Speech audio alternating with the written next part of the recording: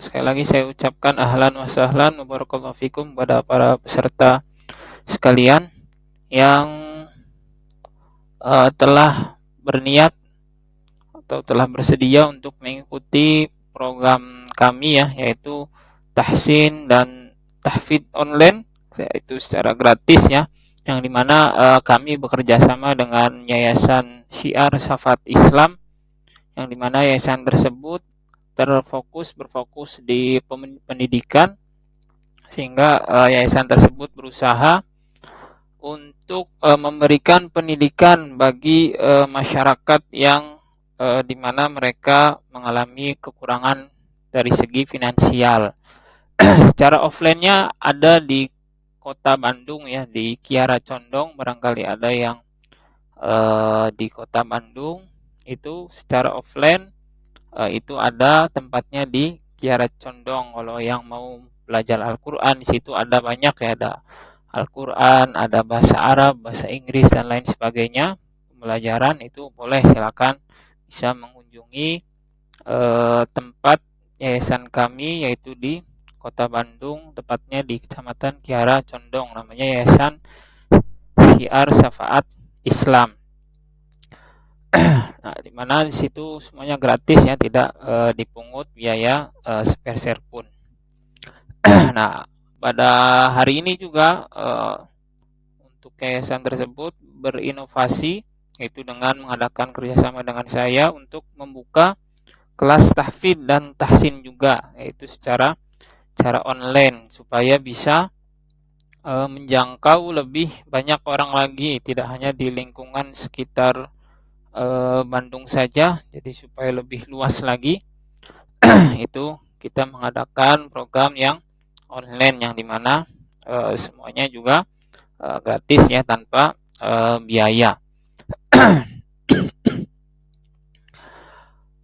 Yang dimana kita di sini yang penting untuk peserta itu hanya niat ya, sudah ada keinginan saja itu sudah bagus. Jadi di sini di program kita nggak ada paksaan atau nggak harus ada komitmen harus setiap halakoh harus hadir atau harus ini harus selesai. Enggak, kita tidak ada komitmen apapun, tapi diharapkan para peserta yang mengikuti program ini juga tetap bersungguh-sungguh ya dalam mengikuti kegiatannya. Walaupun tidak ada dari kami paksaan atau komitmen apapun, karena dari niat pun itu sudah bagus sekali ya, niat kita untuk mempelajari Al-Qur'an, yang dimana dari sekian banyak mungkin yang melihat posternya, melihat captionnya, mereka tidak tersentuh atau tidak tertarik untuk belajar Al-Qur'an. Jadi Masya Allah, Alhamdulillah untuk peserta-peserta yang sudah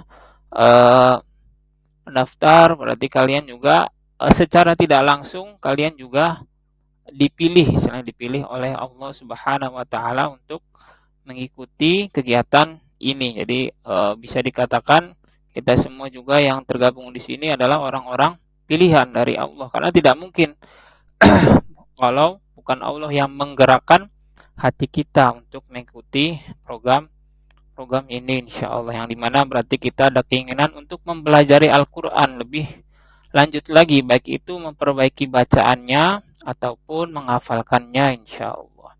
Ya, semoga di program ini juga kita banyak diberi kemudahan ya dalam memperbaiki bacaan dan menghafalkan Al-Qur'an, insya Allah. Amin. Ya, baik. Itu sedikit pembukaan dan qadimah ya, penjelasan dari saya terkait program ini ya.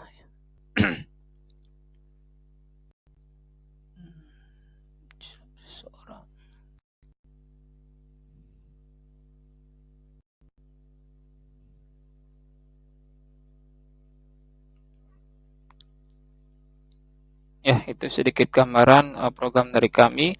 Lalu selanjutnya nanti saya akan sedikit menjelaskan teknisnya bagaimana di program ini. Lalu yang terakhir mungkin nanti ada sedikit materi tentang Al-Qur'an, supaya kita lebih bersemangat terlebih dahulu, lebih semangat dalam menghafalkan dan mempelajari Al-Quran.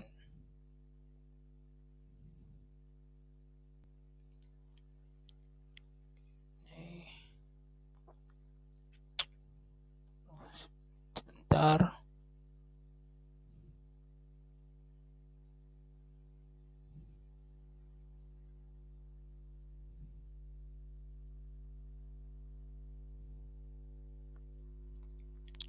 Ya, baik, kita lanjutkan lagi.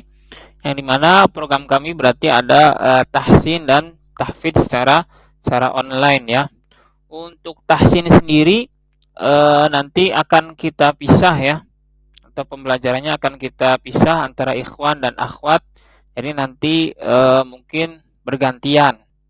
Jadi untuk tahsin ini setiap hari Jumat insya Allah, untuk jadwalnya setiap hari Jumat, yaitu pada pukul sekitar 20.15 atau jam 8 malam ya, itu waktu Indonesia Barat setiap hari Jumat. Tapi mungkin nanti bergantian ya untuk ikhwan dan akhwat. Yang dimana yang ikhwan nanti di minggu pertama sama minggu ketiga, nanti yang akhwat di minggu kedua dan minggu keempat. Yang akhwat minggu kedua dan minggu keempat. Jadi ganti-gantian. Minggu sekarang yang ikhwan, minggu depannya yang akhwat. Jadi nanti minggu depannya yang kalau tidak ada halaqah tahsin bisa murojaah materinya. Nanti setiap pembelajaran insya Allah akan ada video rekamannya insya Allah untuk di murojaah dan untuk dipraktekkan ya secara mandiri, itu untuk tahsinnya. Tapi khusus untuk minggu depan sebenarnya masih digabung terlebih dahulu untuk ikhwan dan akhwat, karena nanti masih tentang materi pembukaannya dulu, tentang tahsinnya. Jadi supaya sebelum kita memulai pembelajarannya, kita ada keinginan dulu, ada semangat, kenapa sih kita itu harus memperbaiki bacaan Al-Quran, apa keutamaannya.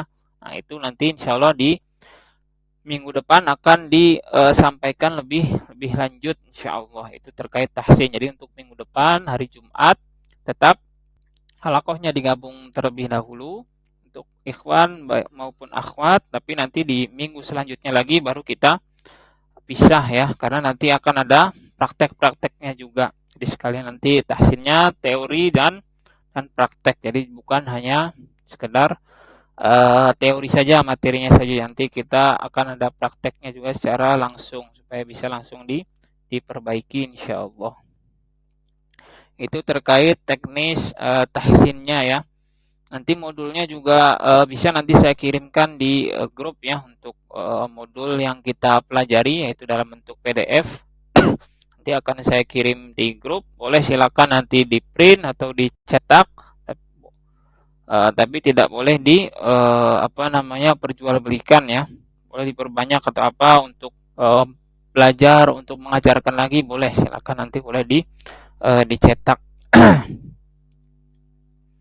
Itu terkait yang tahsin. Lalu yang tahfidz. Nah, untuk yang tahfidz ini kalau sama saya itu hanya untuk yang ikhwan ya. Untuk yang tahfidz, untuk yang sama saya itu hanya yang ikhwan, yaitu setiap hari Ahad. Berarti seminggu sekali, setiap hari Ahad. Itu ikhwan semua. Nah, lalu yang akhwat bagaimana? Yang akhwat itu sebenarnya ada lagi program satunya, yang dimana di situ programnya fikih dan tahfidz khusus untuk akhwat.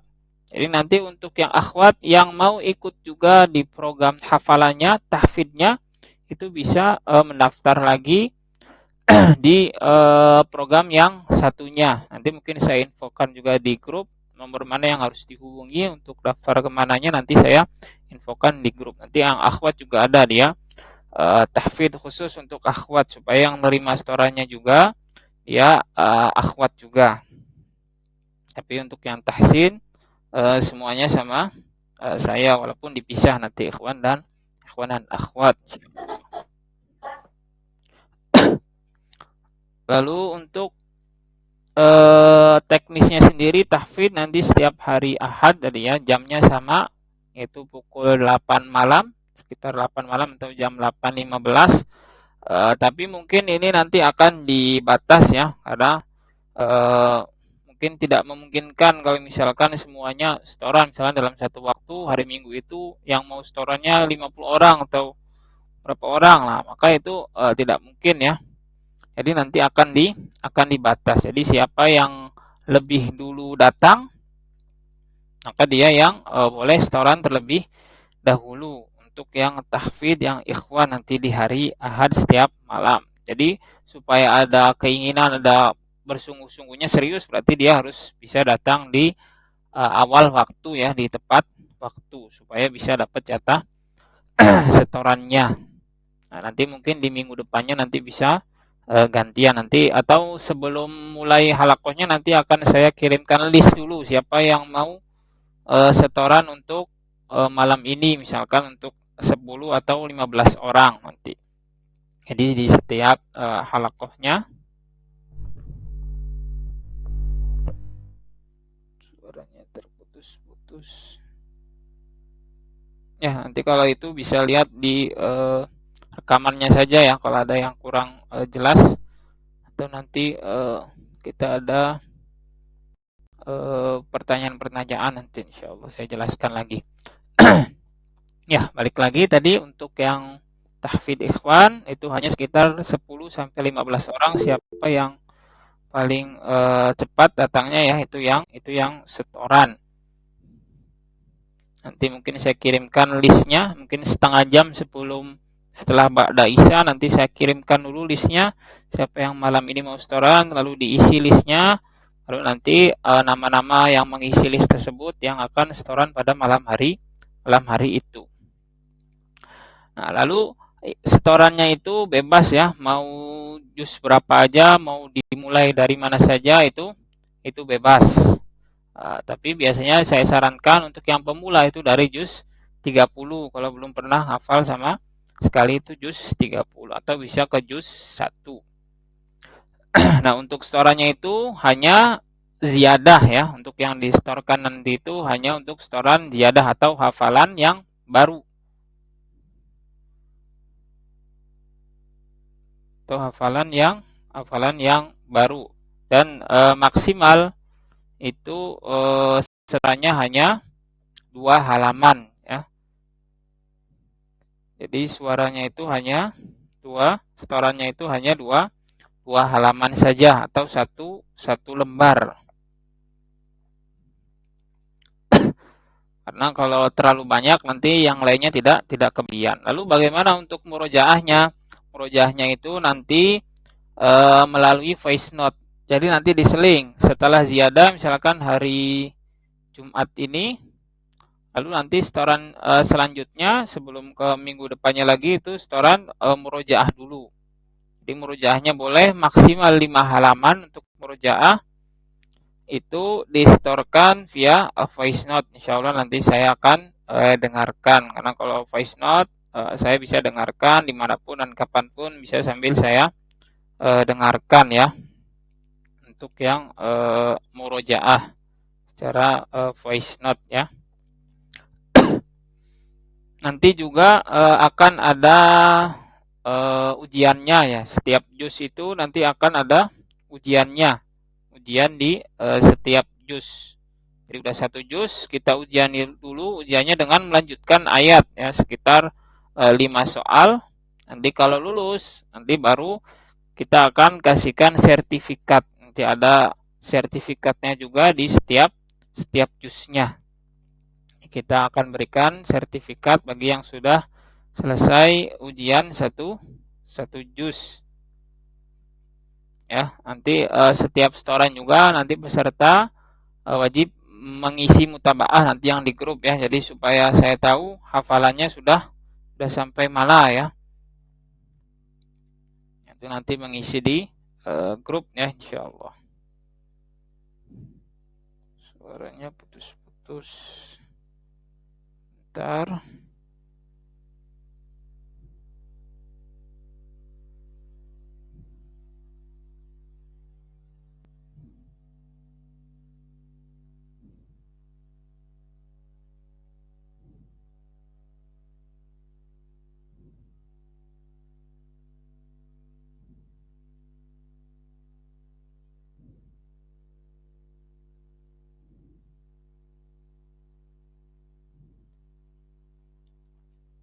Tes.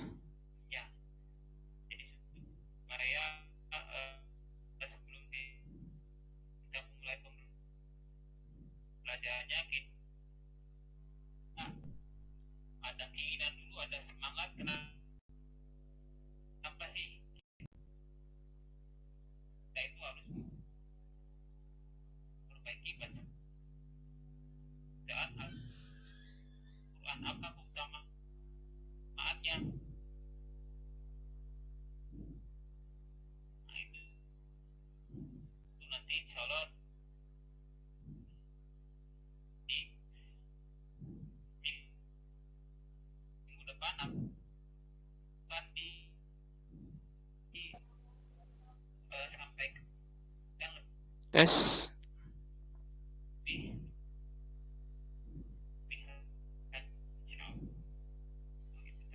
Ya, apa ya, nanti kalau itu nanti coba saya kirimkan rekamannya nanti kalau ada yang kurang jelas ya.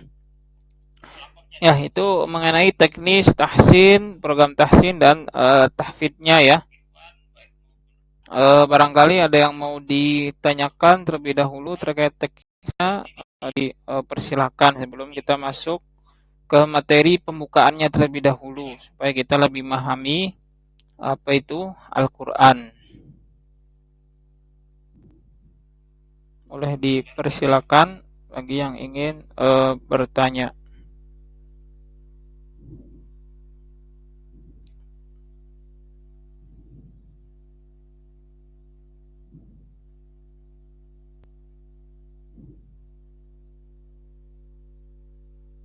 Mungkin sepertinya kendala sinyalnya ini ya.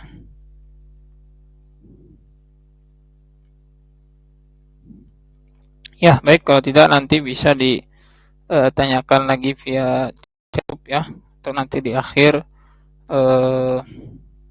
materinya insya Allah. Baik, sekarang kita masuk ke materi pembukaannya ya, untuk mukaddimahnya supaya kita lebih mencintai lagi Al-Quran. Nah, kita sedikit membahas mengenai Al-Quran. Nah, karena kita fokus untuk pembelajarannya itu yaitu tentang Al-Quran. Apa itu Al-Quran sendiri? Itu pengertiannya seperti yang ada di gambar ya.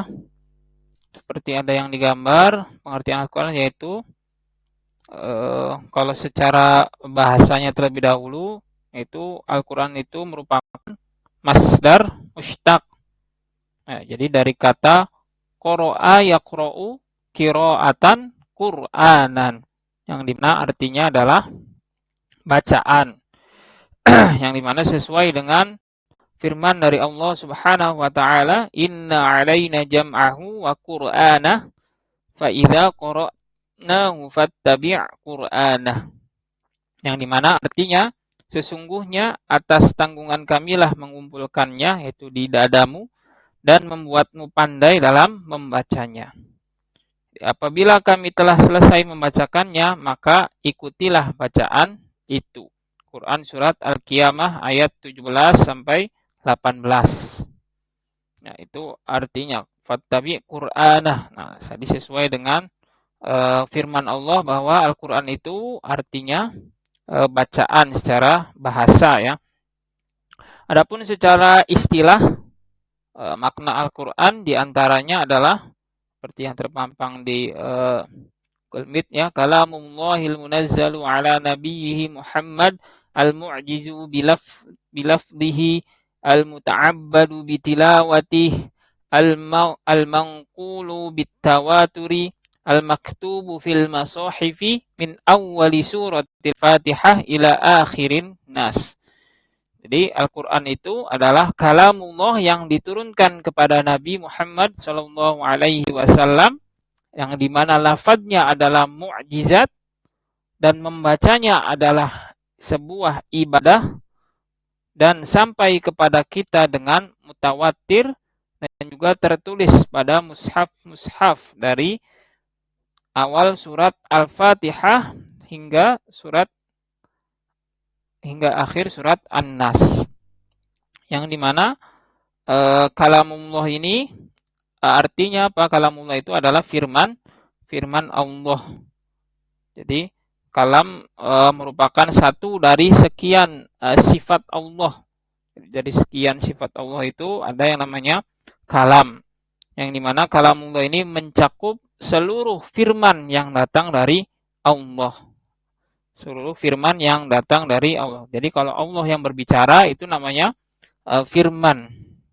Yang dimana faidahnya bahwa Al-Quran adalah kalamullah itu berarti Al-Quran itu bukan makhluk. Yang dimana zaman dahulu banyak dikatakan Al-Quran itu adalah makhluk sebagai syubhat-syubhatnya ya. Padahal jelas Al-Quran adalah kalamullah, bukan makhluk ya. Baik itu perkataan malaikat, jin atau manusia dan sebagainya. Jadi itu murni perkataan atau kalam firman dari Allah Subhanahu wa taala.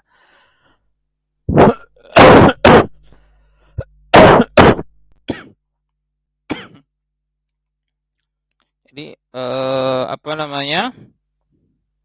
Al-Qur'an juga di situ disebutkan diturunkan kepada Nabi Muhammad sallallahu alaihi wasallam yang dimana lafaz ini adalah mukjizat ya. Jadi kenapa mukjizat? Karena begitulah Al-Qur'an. Jadi tidak ada satupun makhluk yang bisa membuat satu ayat yang serupa dengan Al-Qur'an. Jadi satu ayat saja, misalkan manusia dari zaman dulu sampai sekarang disuruh membuat satu ayat yang seperti Al-Qur'an, itu tidak ada yang bisa. Itulah mukjizat, salah satu mukjizat dari Al-Qur'an. Jadi satu ayat saja tidak bisa, apalagi satu surat dan lain sebagainya. Nah, itu makna dari lafadznya adalah mukjizat.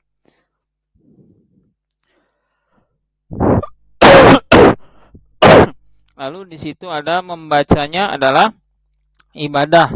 Jadi kalimat ini mutlak ya, hanya ditunjukkan bagi Al-Qur'an. Jadi hanya membaca Al-Qur'an yang dimana kita ketika membacanya itu mendapatkan pahala. Jadi bukan sebuah hadis, baik itu hadis qudsi atau hadis yang lainnya, itu kita tidak ada bentar.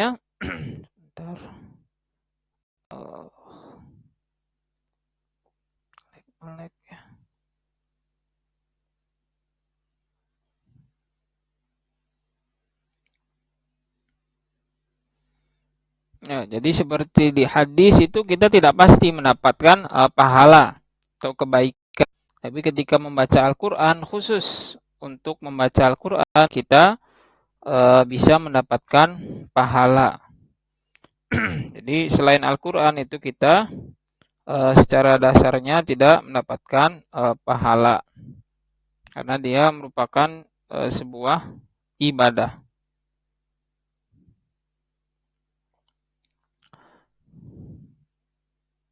Lalu di sini disampaikan yaitu sampai kepada kita dengan mutawatir.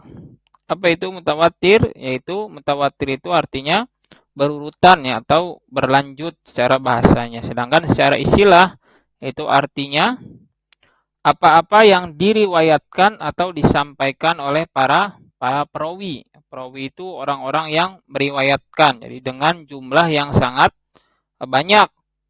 Sehingga tidak memungkinkan mereka itu untuk bersepakat atau apalagi berdusta. Riwayat yang mutawatir ini termasuk dalam salah satu cara Allah menjaga keaslian dan kemurnian dari Al-Qur'an itu sendiri, dari perubahan dalam bentuk sekecil apapun itu. Nah, jadi misalkan mutawatir itu atau biasanya kita sering mendengar sanad yang mutawatir. Nah, itu sanad yang tersambung ya. Jadi contohnya misalkan Rasulullah menerima wahyu dari Allah yaitu melalui malaikat Jibril, lalu Rasulullah menyampaikan kepada para sahabatnya, para sahabat-sahabatnya, dan yang menerimanya itu pasti bukan 1-2 orang, pasti banyak sahabat. Lalu para sahabat juga menyampaikan masing-masing kepada sekelompok tabi'in, dari tabi'in, tabi'in seterusnya sampai hingga hari ini, sampai ke kita sekarang. Jadi tidak mungkin, istilahnya mustahil Al-Qur'an itu bisa berubah kalau kita sesuai dengan sanad yang mutawatir. Sanad yang mutawatir, sanad yang sahih ya. Jadi ada yang namanya sanad, sehingga misalkan saya di sini punya sanad Al-Qur'an riwayat qiraat Hasim, riwayat Hafs dan Syu'bah. Nah, itu saya dari guru sayanya itu dari ulama, nanti ulama terus bersambung dia. Bersambung ke para tabi'in, sahabat sampai akhirnya bersambung ke Rasulullah Shallallahu alaihi wasallam. Jadi turun menurun. Jadi sudah pasti keasliannya dan tidak mungkin kalau sudah banyak begitu, kalau ada satu orang yang berbohong saja itu pasti akan kelihatan, nggak mungkin karena sumbernya itu banyak. Dan orang-orang yang meriwayatkan tersebut itu juga bukan orang-orang yang sembarangan. Jadi ada syarat-syaratnya bahwa orang tersebut tidak boleh pernah berbohong, jadi harus selalu jujur dan lain sebagainya. Jadi tidak mungkin Al-Qur'an itu ya mengalami perubahan dari zaman Nabi Muhammad sampai kita sekarang, dan itulah salah satu cara Allah untuk menjaga keaslian dan kemurnian dari Al-Qur'an, dari perubahan sekecil apapun ya. Itu pengertian dari Al-Qur'an. Lalu materi selanjutnya, mengapa sih Al-Qur'an, mengapa program kita itu fokusnya atau ininya ke Al-Qur'an, kenapa nggak program yang lain? Nah, ini salah satunya, kenapa? Karena Allah menurunkan Al-Qur'an itu sebagai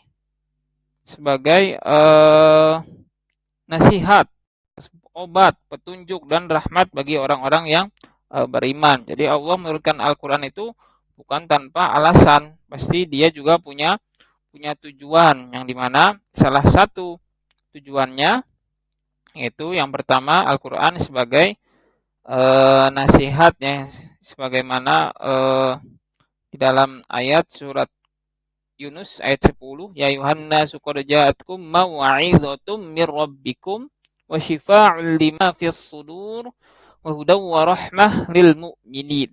Jadi di mana Al-Qur'an itu sebagai pelajaran, lalu sebagai penyembuh bagi penyakit-penyakit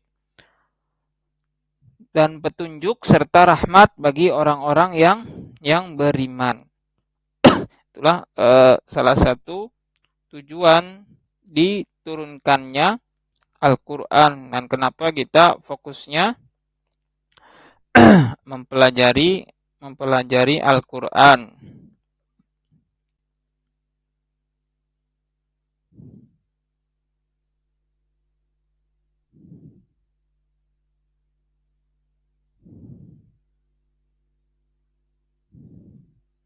Karena Al-Qur'an sendiri juga punya banyak keutamaan ya dibandingkan hadis-hadis qudsi dan lain hadis-hadis yang lainnya.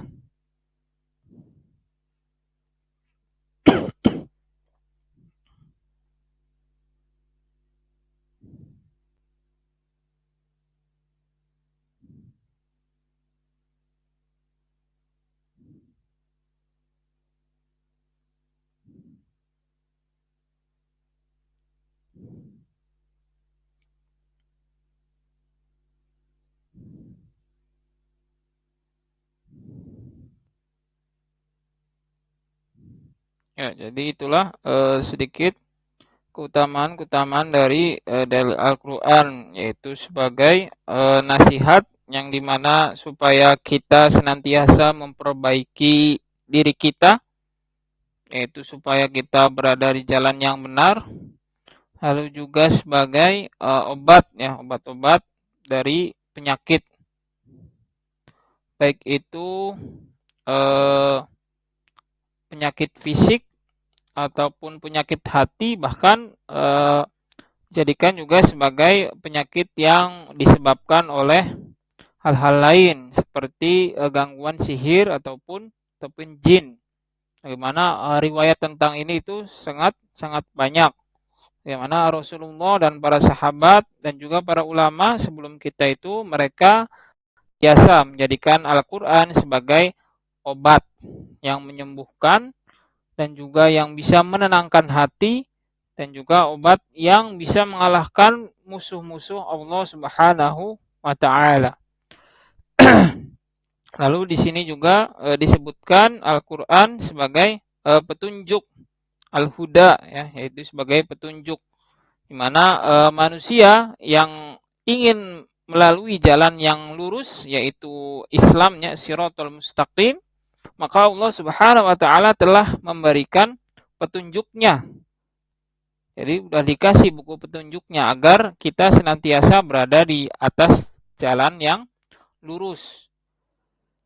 Yaitu apa petunjuknya? Petunjuknya yaitu adalah Al-Qur'anul Karim. Yang juga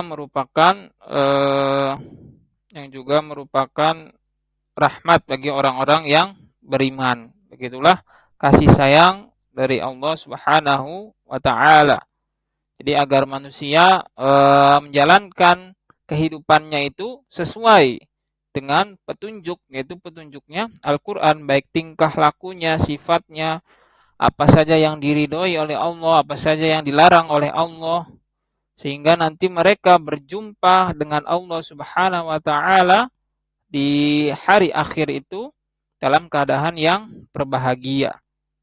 Nah, itulah makna dari rahmat bagi orang-orang yang beriman.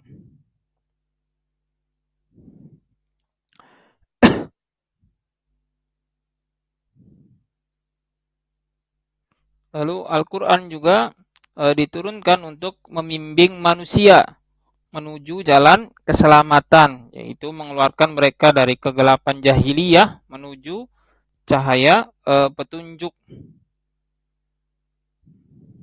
yang dimana sesuai dengan firman Allah, qad ja'akum minallahi nurun wa kitabum mubin yahdi bihillahu man ittaba'a ridwanahu subulas salami wa yukhrijuhum minadh dhulumati ilan nuri biiznih wa yahdihim ila siratim mustaqim. Sesungguhnya telah datang kepadamu cahaya dari Allah dan kitab yang menerangkan, yaitu Al-Quran. Dengan kitab itulah Allah menunjuki orang-orang yang mengikuti keridhoannya ke jalan keselamatan. Dan dengan Al-Quran pula Allah mengeluarkan orang-orang itu dari gelap gelita kepada cahaya yang terang benderang dengan seizinnya dan menunjuki mereka ke jalan yang lurus. Itu ada di Quran surat Al-Maidah ayat 15 dan 16 ya. Jadi Allah itu menurunkan Al-Quran dengan kitab yang jelas ya, di mana Allah telah memberikan petunjuk kepada orang-orang beriman dan juga mengeluarkan mereka dari gelap gulita kepada cahaya yang terang, cahaya Islam yang terang. Begitulah Allah Subhanahu wa taala menyayangi manusia. Jadi Allah itu dia tidak serta-merta meninggalkan manusia di atas muka bumi ini, kita di kehidupan kita enggak dibiarkan begitu saja. Tapi Allah Subhanahu wa taala memberikan user guide-nya atau buku petunjuknya itu dikasih. Jadi kalau kita analogikan sama misalkan ketika kita membeli HP atau laptop ya. Ketika kita membeli HP atau itu pasti ada buku